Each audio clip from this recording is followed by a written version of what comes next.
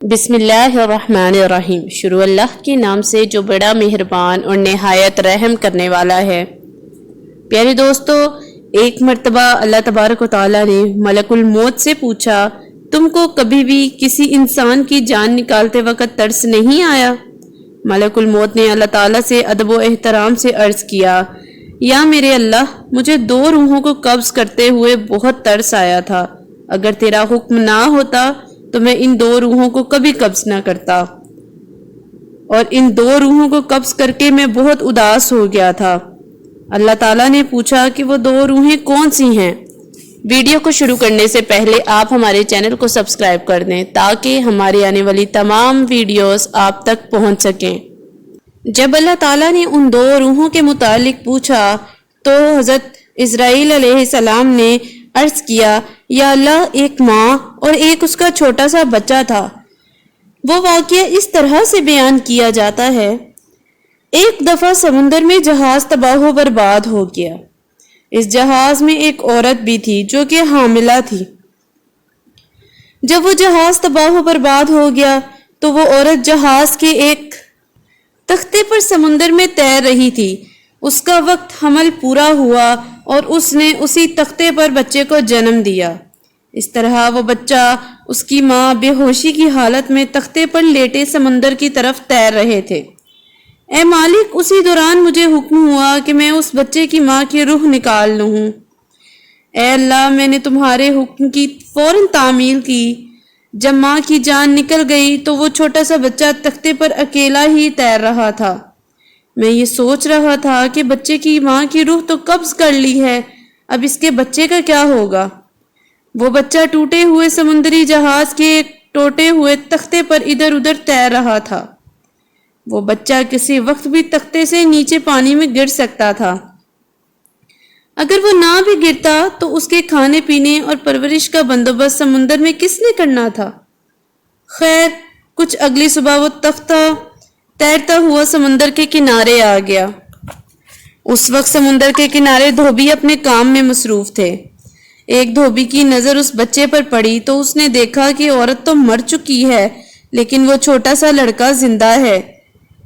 سب دھوبی یہ دیکھ کر حیران ہو رہے تھے۔ انہوں نے بچے کو پکڑا اور اسے اپنے سردار کے پاس لے گئے۔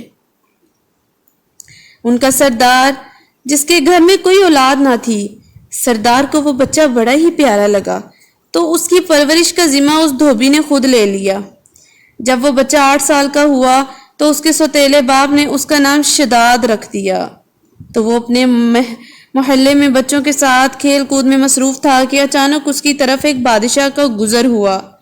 اس نے دیکھا کہ سب بچے بادشاہ کے ڈر سے اپنے اپنے گھروں میں چھپ گئے۔ وہ لڑکا پہاڑی کے پیچھے جا کر چھپ گیا۔ اس نے دیکھا کہ جب لشکر گزر گیا تو لشکر کے پیچھے اسی لشکر کے پیادے بھی آ رہے تھے۔ انہوں نے دیکھا کہ ایک پوٹلی راستے میں پڑی ہے۔ اس نے پوٹلی کھولا تو اس میں ایک سرمے دانی تھی۔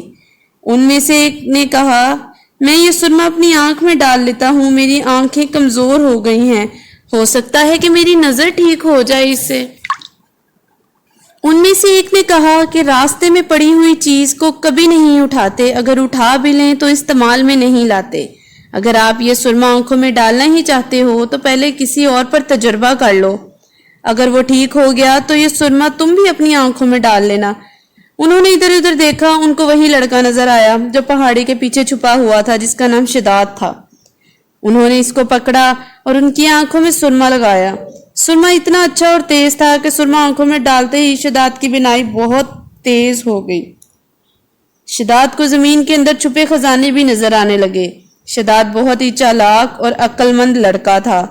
اس نے اس 2 آدمیوں سے کہا کہ اے بدبختو، میری نظر کا بیڑا غرق کر کے رکھ دیا ہے، مجھے تو کچھ بھی نظر نہیں آ رہا۔ میں آپ کے بادشاہ کے پاس جا کر آپ کی شکایت کرتا ہوں تاکہ وہ آپ کو سخت سے سخت سزا دے سکے۔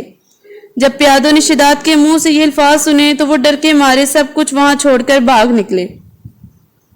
اسی طرح شداد نے ان دونوں پیادوں کو بے وقوف بنایا۔ اس کے بعد وہ اپنے گھر آیا۔ اس نے سارا قصہ اپنے باپ کے سامنے پیش کر دیا۔ باپ بیٹے کی بات سن کر بہت خوش ہوا۔ باپ نے بیٹے کو کہا، رات کے وقت ہم باہر جایا کریں گے، جہاں جہاں بھی تجھ کو خزانہ نظر آئے گا ہم وہاں سے خزانہ نکال کر چھپاتے جائیں گے۔ اسی طرح دونوں باپ اور بیٹے شداد کے بے شمار خزانہ اور مال و دولت جمع کر لیے تھے۔ اس طرح انہوں نے بے شمار آدمیوں کو اپنے ساتھ میں لا لیا۔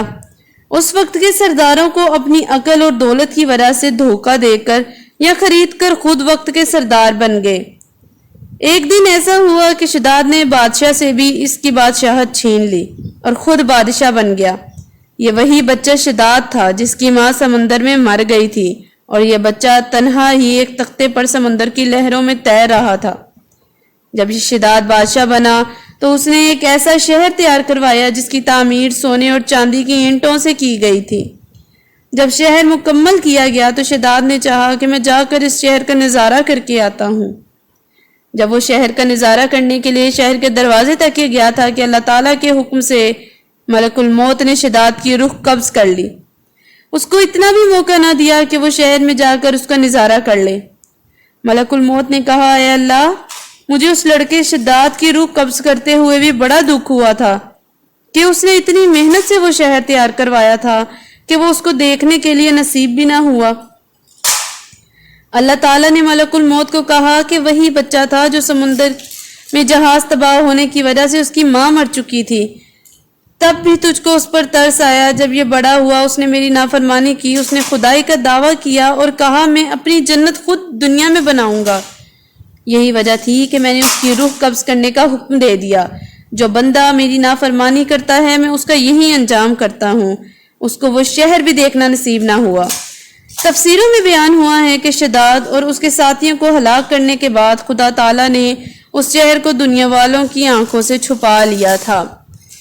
تو یہ تھی ملک الموت کی اللہ پاک سے گفتگو۔ اللہ تعالیٰ اپنے بندوں پر بڑا مہربان ہے، بڑا رحیم ہے، بڑا کریم ہے، وہ غفور ہے، وہ رحمان ہے، وہ رحیم ہے۔ اس نے ہی یہ دنیا بنائی ہے اور وہی یہ دنیا کو مٹائے گا۔ اس کے حکم کے بغیر کوئی چیز نہ ہو سکتی ہے نہ ہوگی۔ ایک پتا بھی جو ہل رہا ہے میرے رب کے کن پہ ہل رہا ہے۔ اللہ تعالیٰ جس کام کے لیے چاہے کن فرما دیں اور وہ فیکون ہو جاتا ہے۔ اللہ تعالیٰ ہمیں نیک اعمال کرنے کی توفیق عطا فرمائے، ہمیں گناہوں سے پاک رکھے، ہمیں ایسا بنائیں کہ ہم اللہ اور اس کے رسول کو پسند آ جائیں، ہم سے ہمارا رب راضی ہو جائے۔ تو یہ تھی آج کی ویڈیو، امید کرتی ہوں آپ کو پسند آئی ہوگی۔ ملتے ہیں اگلے دن اگلی ویڈیو کے ساتھ، تب تک کے لیے اللہ حافظ۔